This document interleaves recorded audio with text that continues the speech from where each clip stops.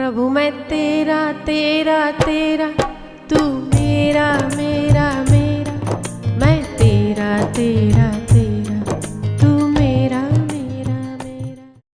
इस जगत में हम सबसे ज़्यादा अशांत और परेशान क्यों हैं? कोई बता सकता है? आपको जवाब आए तो मुझे बताओ। हम क्यों ज़्यादा परेशान होते हैं, क्यों ज़्यादा अशांत होते हैं, क्यों ज़्यादा विक्षिप्त होते हैं और क्यों ज़्यादा दुखी होते हैं? कोई वजह बता सकता है? हमारे विचारों से। और बहुत सही हो आप लोग, हमारे विचारों से, इच्छाओं से, आशाओं से। पर 100 बातों की एक बात कि हम अशांत तब होते हैं, हम दुखी तब होते हैं, हम परेशान तब होते हैं, हमें लगता है कि संसार हमको दुख दे रहा है, पर कभी भी संसार ने दुख नहीं दिया। जब भी दुख देगी ना, हमारी अपेक्षा ही दुख देती है। जब आपकी किसी व्यक्ति के प्रति अपेक्षा है और वो व्यक्ति आपकी अपेक्षा पर खरा नहीं उतरता तो आप दुखी हो जाते हैं। ठीक है? सिंपल सी डेफिनेशन है आपके दुखों की, आपके अशांति की, आपके परेशानी की। आपने अपने मापदंड बना लिए हैं, आपने अपने तरीके से सोच लिया है कि मेरी पत्नी, मेरा पति, मेरा बेटा, मेरी बेटी, मेरा ये, मेरा फलाना मेरे साथ ऐसा ही व्यवहार करना चाहिए। जब वो नहीं करता है आप दुखी हो जाते हैं, जब वो नहीं करता है आप अशांत हो जाते हैं, जब वो नहीं करता है आप परेशान हो जाते हैं। ठीक है? सिंपल सी डेफिनेशन है। तो हमारी अपेक्षा ही हमें दुखी करती है, हमें परेशान करती है। जब हमारी अपेक्षा कब बढ़ती है? अब मेरी बात बहुत ध्यान से सुनना। आपने पिक्चर देखी, उस पिक्चर में किसी एक स्त्री ने बहुत अच्छी साड़ी पहन ली, बहुत अच्छे गहने पहने, और आप घर आए और आपने कहा कि उसने तो इतना अच्छा पहना था, मेरे पास तो वो नहीं है। ठीक है? तो अब जब मेरे पास नहीं है या किसी का घर देखा तो ये मेरा ऐसा क्यों नहीं है, तो मेरा ऐसा होना चाहिए। यहां से आशा का जन्म होता है। जब मेरे पास होना चाहिए तब आप उसके लिए जुगाड़ लगाने की कोशिश करते हैं। उस स्त्री ने या उस पुरुष ने जो वॉच पहनी थी या जो साड़ी पहनी थी वो मेरे पास होनी चाहिए, उसके लिए मेरे पास पैसा होना चाहिए। ठीक है ना? मेरे पास पैसा होना चाहिए, सिंपल। अगर मुझे ये चाहिए तो मेरे पास पैसा होना चाहिए। आपके पास नहीं है तभी आप परेशान हुए, है ना? तभी आपने वो टारगेट बनाया कि मेरे पास ये होना चाहिए। आपने उसे हासिल करने के लिए पैसों का जुगाड़ लगाने की कोशिश की। बहुत सही तरीके से आया तो ठीक है, गलत तरीके से आया तो आपने वहाँ पाप करने की कोशिश की। बेईमानी का जन्म होता है, दुराचार का जन्म होता है, पाप का जन्म होता है। और जब पाप का जन्म होता है किसी चीज़ से या किसी कार्य के करने से, पाप या बेईमानी का उदय होता है, आप निश्चित मानिए वो कर्म कभी भी प्राप्त होने के बाद भी आपको सुखी नहीं रख सकता। वो आपने हासिल कर भी लिया ना, तो वहां जाकर भी आप अकेले दुखी होंगे, कोई और दुखी नहीं होगा, आप ही होने वाले। ठीक है? तो हमारी अपेक्षाओं का जन्म हमारे भीतर से नहीं पर दूसरों को देखकर होता है। निरपेक्षम मुनि शांतम, जो शांत है, जो अपेक्षा रहित है, भगवान कहते हैं वही योगी है, वही मुनि है जो समदर्शी है। निरपेक्षम मुनिम शांतम, जो शांत है, जो अपनी अपेक्षाओं को किसी और के क्रिया से, किसी और की योग्यता से, किसी और के पदार्थों के होने से अपने मन को विचलित नहीं करता, वो शुचि है, बुद्धिमान है, वो शांत है, वो अपेक्षा रहित योगी समदर्शिता को प्राप्त होता है। और जहाँ समदर्शिता है वहाँ मैं हूँ, अर्थात वो मुझे प्राप्त होता है। निरपेक्षम मुनिम शांतम।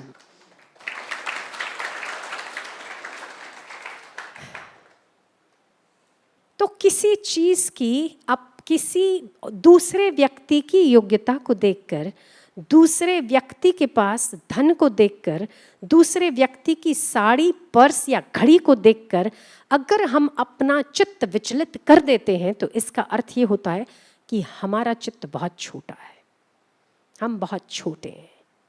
आज एक की साड़ी देखी, आपको वो चाहिए, कल किसी और की देखोगे फिर वो भी चाहिए। ये तो सिलसिला अनंत काल तक चलता रहेगा। इससे बेहतर है कि आपके पास अभी जो है वो कम नहीं है, ये समझकर परमात्मा का धन्यवाद करो और अंदर डुबकी लगाओ। अभी भी आपके पास बहुत कुछ है, बहुत कुछ है, बहुत कुछ है।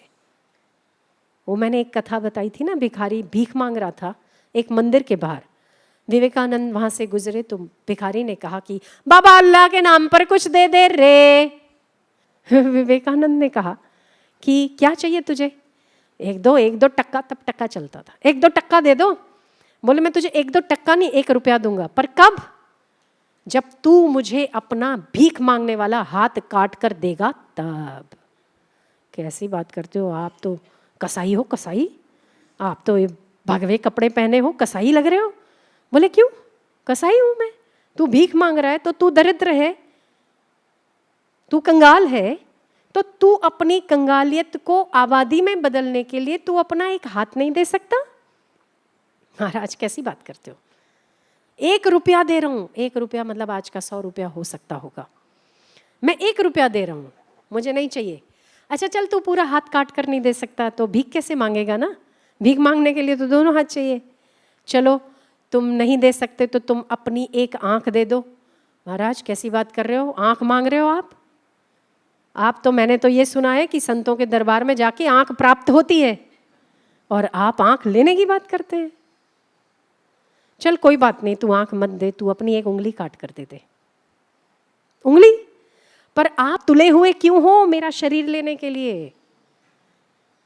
बोले मैं तुझे 1 से नहीं 2 रुपए दूंगा अगर तू मुझे तेरा पांव काट कर दे दे। मुझे कुछ नहीं चाहिए, आप जाओ यहां से, मैं संतुष्ट हूं, मैं सुखी हूं। विवेकानंद ने कहा तू सुखी क्यों है? क्योंकि अभी तुझे जो मिला हुआ है उस पर तूने ध्यान दिया कि परमात्मा ने जो तुझे दिया है वो कहीं 1 रुपए, 100 रुपए और करोड़ रुपयों से भी ज्यादा है, इसीलिए तू संतुष्ट है। आपके पास बुद्धि है, आपके पास योग्यता है, आपको भगवान ने देखने का नजरिया दिया है, देखने के लिए दृष्टि दी है, 2 हाथ दिए हैं जिसकी आप ताली बजाकर भगवान नाम का कीर्तन कर सकते हो, पुण्यों को बढ़ा सकते हो। आपको वो आंखें दी है, सही गलत की पहचान कर सकते हो, अपने आप चल सकते हो। ये शरीर अपने आप में ही भगवान का दिया हुआ उपहार है, वरदान है, और साथ में उसकी विशिष्ट कृपा है कि ऐसी कलयुग में सत्संग का, भजन का मौका मिलता है। ये उसकी विशिष्ट कृपा है। तो उसने बहुत कुछ दिया है, नहीं दिया? पर हम सतत अभाव में दौड़ते हैं। जब तक हमारा अभाव रुकता नहीं तब तक हमारी अपेक्षा जाती नहीं। अभाव में नहीं, जब आपका मन अभाव में दौड़े ना तो आप स्वभाव में बैठिए। किसी के प्रभाव में आने की अपेक्षा अगर स्वभाव में रहेंगे तो ईश्वर का भाव आपके भीतर प्रकट होगा। कि जब आप बहुत दुखी हो तब अपने से अधिक दुखी जनों को देखिए। आपको अगर सुखी होना है ना, सीधा सा फॉर्मूला है, जब आप बहुत दुखी हो तो अपने से ज़्यादा दुखी जनों को देखिए। ठीक है? आप कहो कि मैं बहुत बीमार हूँ, मेरा शरीर ठीक नहीं रहता, तो आप देखिए कि हॉस्पिटल में इतने लोग बीमार हैं, इतने लोग बीमार हैं जिसका कोई अंदाज़ा आप नहीं लगा सकते। हाथ कटे पड़े हैं, आधा शरीर ऐसे ही पड़ा है, जल रहे हैं, कट रहे हैं, अभी भी कितने लोग मर रहे हैं, जिंदा जल रहे हैं, जिंदा पंखों पर लटक। उससे सुखी हो ना आप? मौज करो। नींद आ रही है आपको? अच्छे से आती है ना? नींद आती है? खाना खाते हो अच्छे से? खाते हो? 1 टाइम खाते हो कि 2 टाइम खाते हो? 2 टाइम खाते हो। आपको पता है ऐसे लोग हैं हमारे भारत देश में, आप ही के इर्द गिर्द होंगे जिनको एक समय भी रोटी नसीब नहीं होती। क्या उससे आप सुखी नहीं हो? उससे आपका जीवन बेहतर नहीं है ना? मौज करो। लोगों को नींदों की गोलियां लेनी पड़ती है, तब भी नींद नहीं आती। आप तो पड़े और खराटे लेते हो ना, मौज करो। हाँ, क्या चाहिए और? सुखी होने की परिभाषा क्या है? मेरी नज़र में सुखी होने की परिभाषा है कि यदि आप खाना खा रहे हो, आपको 2 टाइम मिल रहा है, आवश्यकताओं की पूर्ति हो रही, सांस आ रही है ना, आ रही है ना, तभी बैठे हो। सांस आ रही है, शुद्ध जल मिल रहा है आपको। जब प्यास लगती तो आप पानी पी सकते हो, पानी अटक नहीं रहा गले में, बाहर नहीं निकल रहा है, सुखी हो। आप पड़ते हो बिस्तर में, नींद आती है आपको, सुखी हो। भोजन करते हो तो भोजन हजम हो रहा है ना, डाइजेस्ट हो रहा है ना, तभी तो ठूस के खाते हो, अच्छा है, सुखी हो। सुखी हो। सुखी होने की परिभाषा क्या होती है? तो अभाव किस बात का है? अभाव में तो वो है जिन बेचारों को एक समय की रोटी नसीब नहीं होती, फिर भी वो खुश है। क्यों? क्योंकि वो अभाव में नहीं है, स्वभाव में जी रहे हैं, स्वीकृति है उनके चित्त में। तो जितना हम आकांक्षाओं को बढ़ाएंगे, आकांक्षाओं की तासीर होती है मरना नहीं, मतलब वो अमर है, तृष्णा अमर है, वो कभी मरती नहीं। एक पूरी होती है, दूसरी पूरी होती है, तीसरी पूरी होती है, चौथी। तो आप अगर परेशान हो रहे हैं ना, दुखी हो रहे हैं, तो आप सोचिए कि आपसे ज़्यादा दुखी लोग इस संसार में हैं। और अगर बहुत अहंकारी हो रहे हैं तो देखिए आपसे ज़्यादा विद्वान भी इस संसार में है। तो अहंकार से भी रहित हो जाओगे और दुख से भी रहित हो जाओगे। ये हम आपको फॉर्मूला दे रहे हैं, इसका उपयोग करिएगा। जब हमारी अपेक्षा होती है तब हम परेशान होते हैं, और जब उस अपेक्षा से उपेक्षा हो जाती है, जब उसका नग्न सत्य सामने आ जाता है, पहले अपनी पत्नी बहुत अच्छी लगी, पहले पति बहुत अच्छा लगा, पहले एक व्यक्ति बहुत अच्छा लगा, फिर जब उसका धीरे धीरे साथ रहते साथ जब हमारी अपेक्षाओं पर खरा नहीं उतरता है तो उपेक्षा हो जाती है। तो जब आप किसी अपेक्षा पर विचार करो कि फलाना फिल्म में कोई हीरोइन बहुत अच्छी लग रही थी, फलाने फिल्म का डायलॉग बहुत अच्छा लग रहा था, ये सोचिए जो फिल्मी जगत है ना, उनकी तह तक जाएंगे ना तो बड़ा दुख है। ऐसे ही ड्रग्स एडिक्टेड वो नहीं बन जाते, ऐसे ही ड्रग्स लेना शुरू नहीं करते, वो बड़े परेशान है वो भी। तो आजकल के जगत, पहले के ज़माने में लोगों पर संतों की छवियां हावी होती थी, आज के ज़माने में लोगों पर एक्टर एक्ट्रेसेस की छवियां हावी होती है। तो अपने बच्चों पर कम से कम कृपा करिएगा कि किसी एक्टर एक्ट्रेस की फ़ोटो लगाए तो उसे कहिए गणेश की लगाइए, सरस्वती की लगाइए, हनुमान जी की लगाइए, गुरु जी की लगाइए, सूर्य की लगाइए।